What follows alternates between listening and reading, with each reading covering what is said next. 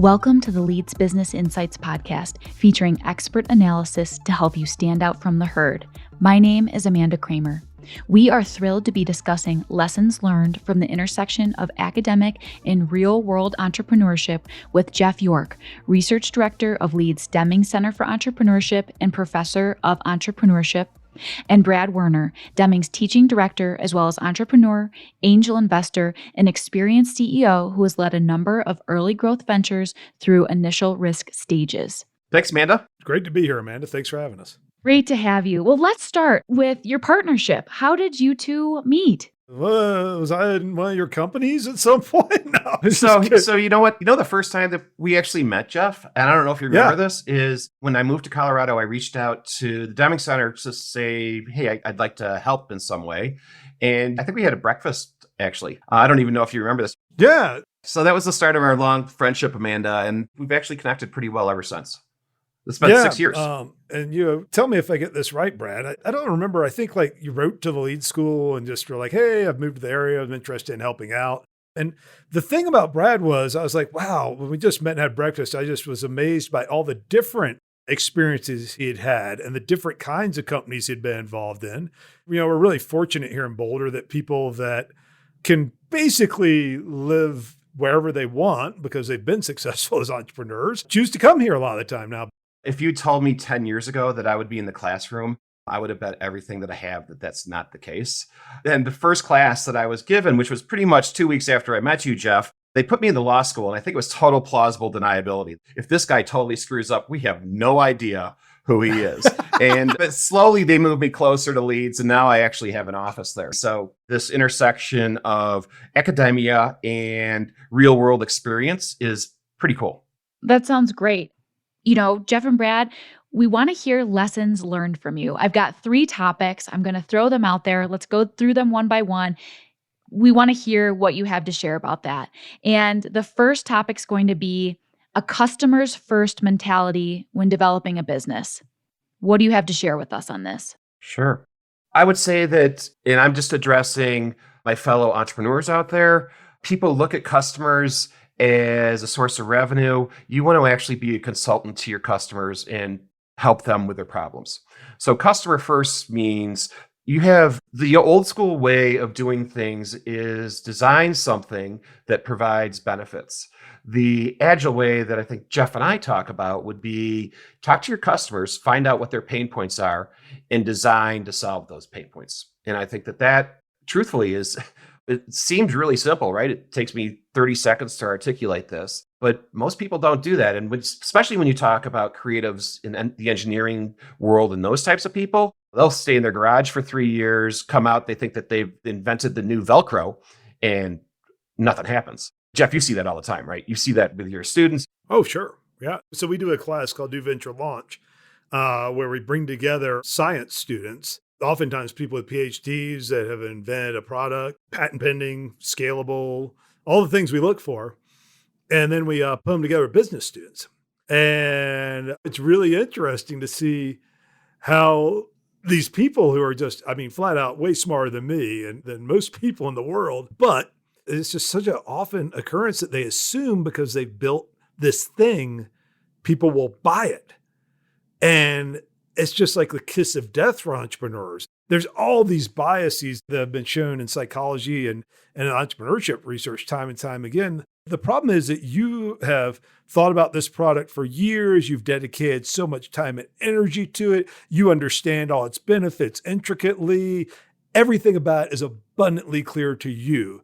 And then you run headlong into a wall of people who do not care about you at all, care much more deeply about their own problems, are absolutely adverse to changing their behavior in any way, shape, or form, are suspicious of new products. This is just a very well-known phenomenon that we see happen all the time. Right. And the smarter the entrepreneur, the deeper the hole they can dig, which is really crazy. But so think about it this way, Amanda. If you were to develop a business and you said, hey, I need $1 million of investment money, and somebody gives you $1 million, or a group of people gives you $1 million, and then you go to talk to customers and you find out they don't want it, you're out that $1 million now. Whereas if you say, hey, you know what, let me talk to some customers first, design for them, and say, Oh my God, you have customers telling you, if you build this, we want this tomorrow. Now, now the investment money actually really does something and it's meaningful. When there's a return and it helps you, and you don't spend years of your life going through this vicious circle of chasing money and chasing customers at the same time. Yeah, we've actually done studies showing that that leads to a death spiral. People do that all the time. They work really hard on predicting things without actually getting it in front of customers. And the more time you spend on that, the less likely you are to actually ever get to being a company. Mhm. Now, I'm very interested in how passion might play a part in this because let's say you're an aspiring entrepreneur and you figure out that the product that customers want is not something you're actually that interested in. Have you seen this? Do you have advice? What are your thoughts on that Well, aspect? that's a real tough call, truthfully. So passion is important, right? If you don't believe it and you're not willing to work 90 hours a week on it, it's not going to happen. I've actually done a study sort of related to this. This co-author of mine in England, Isabel O'Neill, really interesting one. She's actually a social entrepreneur herself. She's a professor at University of Nottingham. She followed all these people that were doing these social enterprise for-profit ventures in natural foods in the UK she followed them for 5 years. She's still following today. It's amazing her commitment to this. It's over a dozen people. And it was this fascinating thing where they all started with this very strong environmental passion. And in fact, when she tried to refer to them as entrepreneurs, the majority of them refused that title. Like they didn't want to be entrepreneurs. They're like, don't call me an entrepreneur. I'm not Smart trying people. to exploit people. Yeah, I'm trying. Yeah, exactly. They're still married too. But what happened is over time, many of them, she only found this out by following them over the years, many of them became more comfortable with that role and became more successful in launching their businesses, but they were incredibly unhappy. And she didn't see that with people who just kind of stuck with the identity they started out with, which is really fascinating because we have this ideation. We were talking to Bob Eberhardt, one of our guests from Stanford, about this. He's now at UCLA. Yeah. And he was talking about this ideology of entrepreneurship, this idea that we create this ideology that entrepreneurs are the ultimate force for good in society. And when we hire someone to perform a service for us in the gig economy, and we don't offer them any benefits, no pay insurance, no union, no assurance of employment, nothing to support them if they have a failure, we're not, exploiting them. We're making them entrepreneurs and calling them Uber drivers. And look, now you're an independent entrepreneur. Congratulations. Yeah. I think that's a really harmful. And one thing I love about Leeds School is, we at the Deming Center are huge proponents for entrepreneurship, but we're not trying to deify entrepreneurs as some amazing other species that we should all aspire to be. It's not for everybody, and it shouldn't be for everybody. No, and in society has really put some of these folks on a pedestal. And if you talk to someone that's been successful and has had the fortunate path of being a successful entrepreneur, first of all, I guarantee you there's many failures in their life. Number two, it's a really hard road. It's a really hard road to go. And people see maybe this financial gain or recognition at the end of the road, but have no idea the difficulty of the path that it takes to get there and the risks that they've taken. Absolutely. Thank you so much for that. And this conversation that we're having lends really well into the next topic, which is pivots to business models. What have you learned in this space?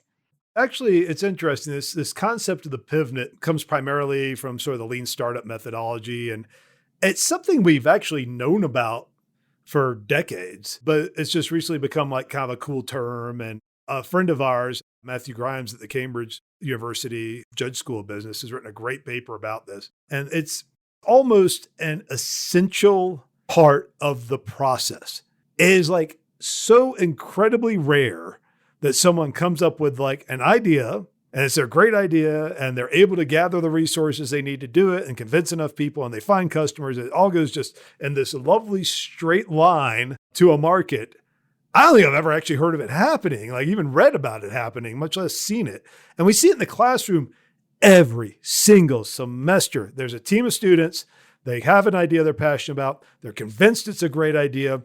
I tell them it's a terrible idea. I bring Brad over and tells them it's a terrible idea. All their customers tell them it's a terrible idea. Every guest tells them it's a terrible idea. And there's a lot of reasons it could be a terrible idea. There's dozens of reasons. They don't want to believe it, don't want to believe it. My class and Brad's classes, they're competitive. Like they are performing against the other teams. Invariably, these teams do poorly in that, which is reflected in their grade and in the feedback they receive. And I've seen this half a dozen times. The last 2 weeks of the class, they change what they're doing just completely and do something they actually know something about and can execute on. And like they win our last challenge presentations. The guest judges are like, this is great. You guys actually are executing on it. It's wonderful. So I think it's become like this catchphrase, like, sometimes you have to pivot. I think it's actually, we should be teaching that it's not just like something to do when you run into a roadblock. It's like where you're actually going to end up. It's going to happen. I have 2 points there. Number one, the difference between what we teach and regular education is I found, and this is a very general statement, and I don't mean to overgeneralize, that students, by the time we get them, have learned how to read something, regurgitate it for a test, and move on. And we teach them how to think. And it's really hard for them. And it's really hard when you give them honest feedback, because there are many times this is the first time these folks have had honest feedback. And that's the hard part of going through our program. In the middle, they're ready to kill you. At the end, they want to hug you and they say thank you. And the other thing is, and I've never talked about this on podcast, but I'm a co-founder of a company called Azumo. And last year, Crane Chicago Business wrote an article about our company, and it said, the title of the article is Pivot Until You Get It Right. And it was actually 8 years of pivoting. So if you're interested in what I've done, folks, check out Pivot Until You Get It Right, Crane Chicago Business, because we actually I live what I teach. I mean, we really, really do it. And I think that title, Jeff, I think you'd love it. That's cool. But the other thing is, though, we don't put our hand on the scale early, because the point is you need to teach people to understand they've run into this brick wall. You need them to go through the process. Right. They have to reach that failure to know that, oh my God, wait a second. And it doesn't mean the end of the world. We just have to think of something else. Values-based decision-making. Tell us more. Personally, I believe, and this is my personal belief, and I don't know if it's backed up by data. Jeff, you can follow up on that one. I believe that the values instilled within a company are one of the most critical elements to building a business. I think it's critical in connecting with your employees. I think it's critical with connecting with your customers. I think it brings it for a better life for the entrepreneur. So for me, values pretty much lead just about everything else, or at least need to be aligned with everything I'm doing. And I will tell you truthfully, there was part of my career when it was all about money. It was just about, hey, how do I make more money and how do I do this? When I have kind of evolved into values, I would say number one, ethics, number two, values, then you're on your way. And the Deming Center was working with Charter Communications yesterday. We were talking about corporate values in a very large company. And I would say that this works for entrepreneurs, it works for large companies. Values-based for me is the entire ballgame, right? It's not a work-life balance. It's just life. How do you want your life to be? Yeah, it's interesting. This is a tougher area for research because it's so hard to separate, not to get too technical, the aspirational self from the true self. Like there's these social norms, what I believe other people think I should believe, therefore I will say. And there's a real trap whenever you try to get into that with people in the research. Now, that said, there's actually a really cool evolving research stream on entrepreneurial identity and how the different kinds of identities and roles we play in society influence the types of opportunities we see and the types of things we pursue successfully. And there's definitely growing evidence that individuals who can hold multiple identities as being important as an entrepreneur. What does matter is when people can align their business with an identity they hold as being critically important, as well as their identity as a smart business person. So for example, when someone is taking an active role in addressing environmental problems through, say, volunteer work, just doing trail cleanup work, there's a big difference between that and being someone who like recycles when they see the opportunity to. The other one, you're like actually trying to do something. And when that person also is exposed to business training or has significant business experience, they tend to create really different kinds of opportunities and pursue different things. And I think this is just a fascinating thing because here at the Leeds School, we do attract so many students who care about, I'm not saying other schools don't, it's just in the culture here, who care about solving environmental and social problems through business whereas business is the means to the end, not the end in and of itself. So I think that's a really hopeful, powerful, and inspirational role we can play as entrepreneurship teachers. And the research is just now starting to show some of these things. It's fascinating stuff. Yeah. And I actually just as an entrepreneur, I believe that entrepreneurs can change the future, knowingly change the future. We have the power to solve many of these social issues and environmental issues. And I think that that is awesome. Yeah. Well, in ways that people don't think about too, right? Correct. In my opinion, an often very overlooked approach, as much aggrandizement as we do for social entrepreneurship, trying to get someone to actually explain what that is. I'm not really sure people know a lot of the time. And Jeff, when you say in ways that we might not think Yeah. about, do you have a couple of examples you could share Sure. to bring that to life for our listeners? I try not to talk about my own research on our podcast, but what the heck, I'll talk about it here because Go for it. it's a chance. So actually, the most recent paper we have, I've published is with Michael Conger, who's at University of Miami, Ohio, Sid Vidula, who's at Technology University of Munich, and then Elizabeth Embry, who's a current doctoral student. So both Michael and Sid were doctoral students here at Leeds as well. So it's a real CU family affair, sort of generations of scholars working together, which in and of itself is neat. But what we show is that we look at the green building industry, so people doing environmentally responsible construction, and we look at these companies that are founded in that sector to try to figure out what are some of the factors that will lead to their survival, and is it any different than any other entrepreneur? So is someone working in green building different than someone that's like creating an app to help you like more conveniently hang your coat up when you go to nightclubs? I'm just thinking of the most silly, but yet probably out there thing. Just something that doesn't have environmental or societal broader implications. And what we found out was that, yeah, all the same factors apply. But what's interesting is these companies don't actually do better in like environmentally conscious regions, places where people care more about the environment and think that business is like bad, right? They actually do way better in places where people care about the environment, but they also care about economic prosperity and growth. And you might not be surprised to learn those places are generally college towns, places like the upper Pacific Northwest centered around Seattle. Ithaca, New York was another one. They're places where people are supportive of business and growth. They just also care about environmental problems as well. Entrepreneurs get the support from both sides of the argument, and they diffuse this whole awful situation we find us in the United States and globally, where people think of as a trade-off between solving climate change and the economy. And there's no trade-off because there won't be an economy if we don't solve climate change. It won't matter. And just as if we were to solve climate change by somehow depriving everyone through force of having a decent life, well, is that a world we want to live in either? So I think entrepreneurship is a methodology for getting around this. It kind of gets short shrift a lot of times and can really diffuse political dialogue that frankly goes nowhere. Totally agree. If you can show that there's opportunity in doing good, people will do good. Yes. And in other studies, we show it's the intersection of policy, of corporate action, of NGOs and social movements and entrepreneurs working together and aligning against these things that actually make progress. But that's not always obvious to us in the dialogue we think about. So every episode, we have an LB idea or a key takeaway. And the key takeaway here is threefold. As you're starting your business, number one, lead with your customer, figuring out who they are and verifying your product or offering with them, and perhaps even co-creating it with them.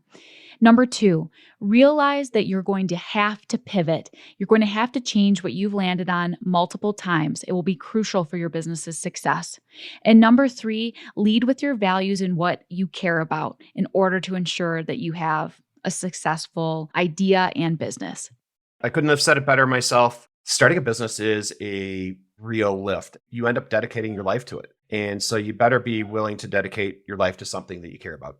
Well, Jeff and Brad, thank you both so much for joining today. It has been wonderful learning from you. Thank you. It's been great talking to you, Amanda. We've really enjoyed it. And yeah, come check out our podcast where we talk more about beer and whiskey, as well as entrepreneurship.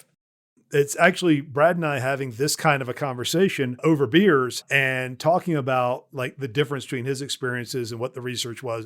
I think we do need to, in an applied field in a business school, step back every once in a while and say, okay, yes, I'm teaching them about the things I'm researching, hopefully in the classroom, but how would I actually translate this and make it useful? We're going to have topics on things like the effective legacy and university admissions and how that applies to entrepreneurship. And we've got some great breweries and distilleries lined up. You can catch Creative Distillation on the CU Leeds website. Thank you again for listening to Leeds Business Insights. Don't miss a single episode. Subscribe to Leeds Business Insights wherever you get your podcasts. You can also find more information about our podcast series at leeds.ly/LBI podcast. We'll see you next time.